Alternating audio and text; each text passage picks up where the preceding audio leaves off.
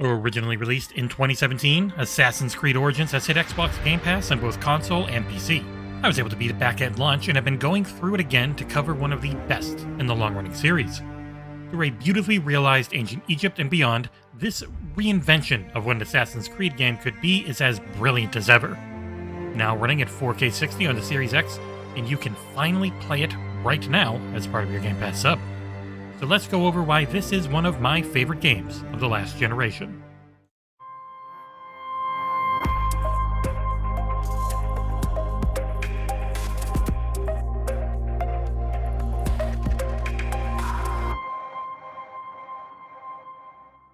You are Bayek of Siwa, a magi working in service of the pharaoh Ptolemy. Your life quickly turns sour, and revenge is the name of this 40 to 50 hour long game. A lot has changed since its initial release. Chief among them was a forced leveling system that resulted in my original run having a lot of very forced side questing so that I could keep progressing the Golden Path. Thankfully, this has been greatly eased during the game's long-running post-launch support, and I found myself able to hop easily from area to area across Northeast Africa with ease. This was the first Assassin's Creed game to truly embrace a chaotic, open-world RPG style, and it wildly changed up the combat to something akin to Dark Souls, though far less punishing.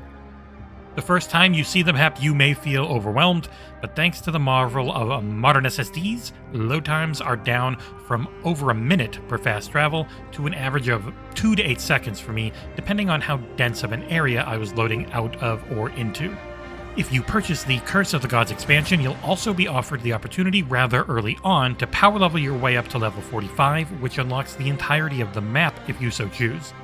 I wouldn't do this in my first playthrough though, but it was a welcome option to see as someone who does own the expansions.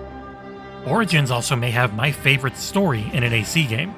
With a stellar protagonist in tow, his journey feels a bit more focused than my second favorite, Odyssey. Bayek and his wife Aya are haunted by their past, but not blinded by it. They are not perfect, nor are they godlike as you find in Odyssey. Their love and pain feels real, and the writing is solid the majority of the time. The central mystery of just who the antagonists are as you hunt them down blossoms into something bigger and grander than it first appears. The typical appearances from ancient celebrities work well, and the conclusion is extremely satisfying. This review does focus on the base game though, since that's what you'll be getting in Game Pass. But if you find yourself enjoying things, both expansions are good, with the first one being more of the main game setup, and the second being truly out there and fantastic.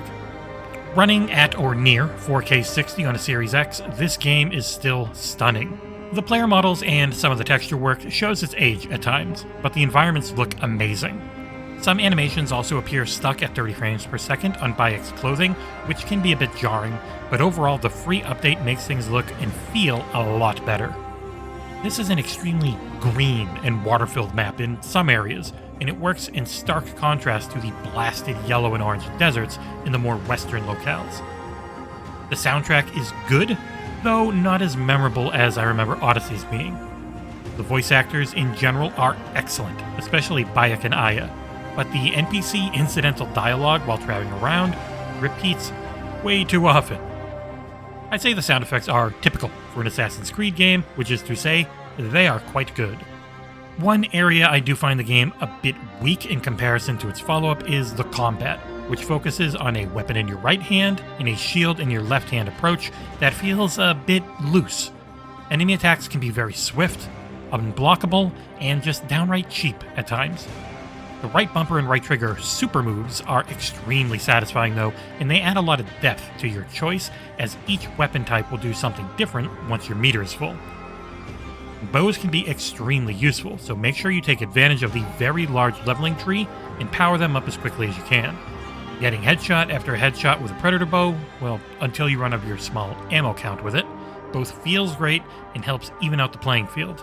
Because despite having way more combat options than any game before it in the series, this title has a focus on stealth and quiet eliminations, as Bayek can become quickly overwhelmed by numbers, especially those dastardly archers. One thing I love about this game is that it leans into the fantastical far more than its predecessors as well, both in the base game and especially in its second DLC. You also can choose to leave the Animus, which is the machine that transports you into memories, and run around as the new character Layla whenever you want, but the story there feels superficial and is another weak point. Wrapping things up, Assassin's Creed Origins is a brilliant game and one hell of an addition to Game Pass.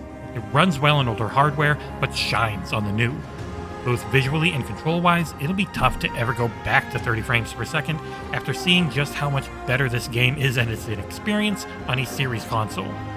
Whether you're looking for a fascinating trip through history or one hell of an action RPG, there are few games out there better than this one.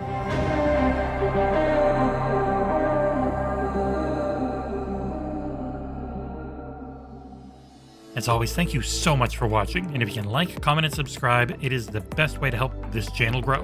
And we'll see you next time on XboxEra.